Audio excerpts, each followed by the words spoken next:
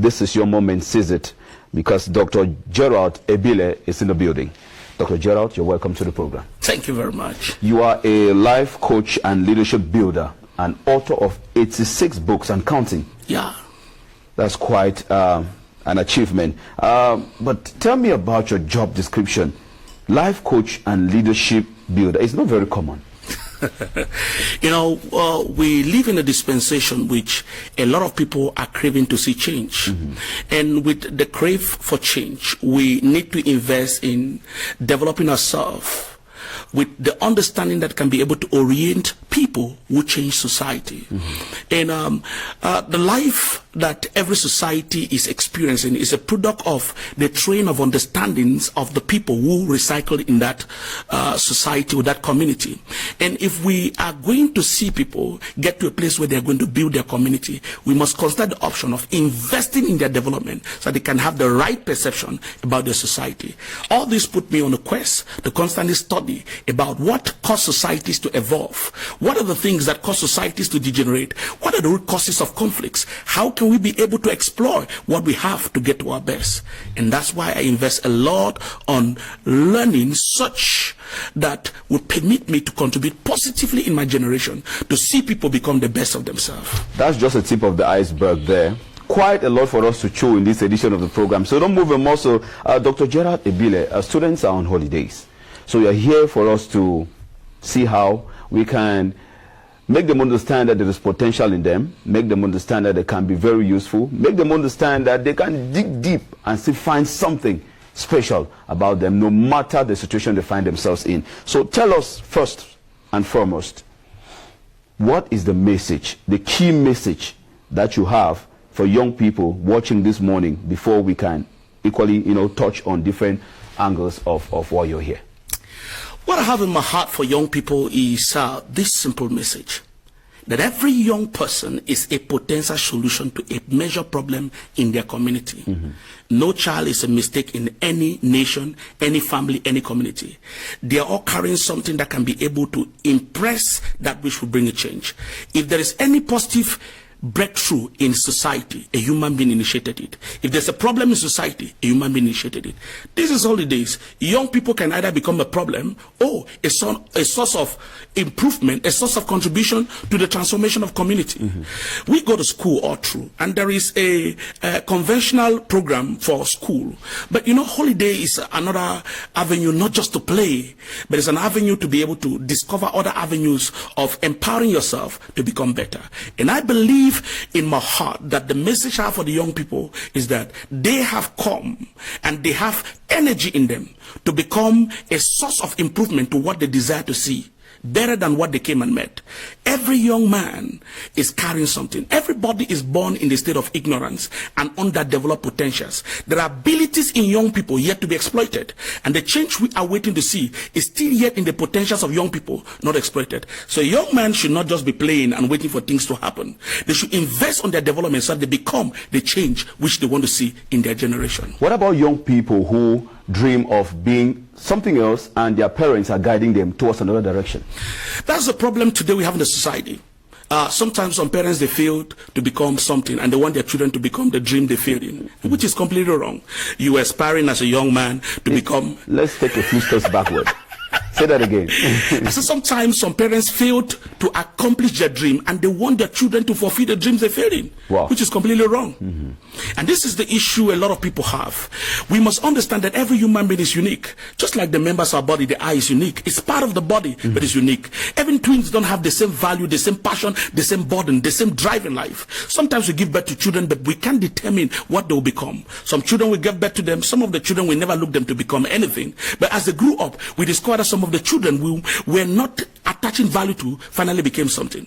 Let me give an example. When I traveled to South Africa, I encountered one man who was telling me while they were in school, there was a young man in class whom was considered a dull student. He was not actually bright in school at that period, and they were considered intelligent children. So a question was asked about somebody should name a waterborne disease. So this guy whom has been humiliated by people because he could not be able to have bright results, that is dull, the guy who has been looked upon to be intelligent now told him in his ear that a waterborne disease is watermelon. So because he believes so much in the guy whom is known to be intelligent, he put up his hand and the teacher asked him, okay, you should name a waterborne disease. He shouted, watermelon. And everybody laughed at him.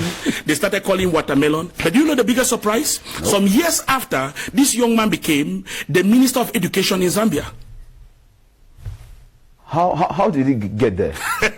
One of the things you understand about life with time is that certain challenges come to provoke your potentials to come out. Now, some people are there who are born from families which there are conditions which are harsh, and they think that maybe there is something wrong with where they were born, not knowing that the conditions surrounding your birth, the conditions surrounding your life, are intended to provoke the potentials in you for creative ideas to come out. You can agree with me that there are some situations you went through that you started thinking different. Sure. So sometimes there are specific situations which you might not like, but they are pregnant with virtues to enlarge and help us to get to a place of a discovery. Let me give another story. There was a man who visited his friend, and the friend had a fence compound. So when he entered the fence, he saw ripe mango, and he wanted to harvest the mango. The friend had a big dog, this German Shepherd. As the dog shouted, "Boo!" out of fear, he jumped over the fence and saw himself on the other side of the fence. When he looked at the fence was taller than him. Then he asked himself, how did I jump over this fence when I'm short like this? And then he heard a voice inside of him. You are taller than what you think you are. You are bigger than what you think you are.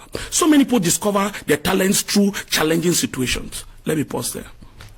Necessity is definitely the mother of intervention. Invention, rather. Necessity is the mother of invention. And say desperate times definitely call for desperate solutions. You end there for now, but I cannot let go of you, because I'm sure that many out there are relishing every moment of your being here with us.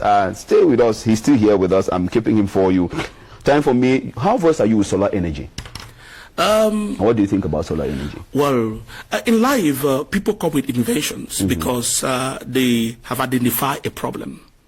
And the invention of solar energy was to be able to help manage a particular conflict in as far as electricity is concerned, because you won't invent something when it doesn't have a place to solve a problem. And I always say to young people that you are created to solve a problem. And the problems that are existing that have not been solved is an indication of a lot of people who have not been able to explore the talent, the potentials in them. So I believe the solar energy is an invention to solve a particular problem. It might not be solving all of the problems. And if there are still problems, it is giving room for somebody who is still a young man today to be able to work hard, to grow up, and be able to bring out that solution. I remember some years back when I, as a person, my friend would call me, and then you need to run to the house because there was just fixed phone at that time. Before you go and get the fixed phone, you have missed the call. And then I was asking myself, is there not a possibility where there can be a phone where you can call somebody without cables?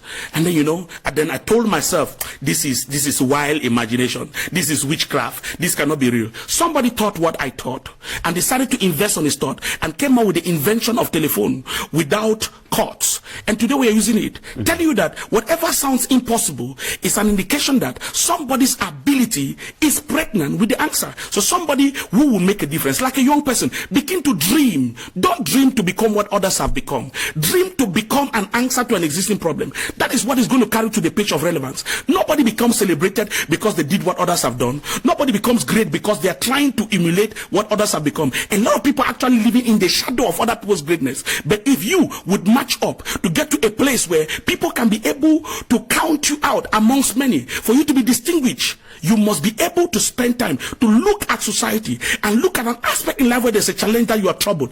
Cultivate a burden, build it, come out with an answer to that problem. The world will be able to single you out. If you will become a legacy builder, you must invest in your development, because every level of development will determine the level of donation you can offer and the quality of distinction you can experience. Dr. Gerard Ebile is definitely here to challenge us all, me inclusive, us all, us young people who aspire to achieve great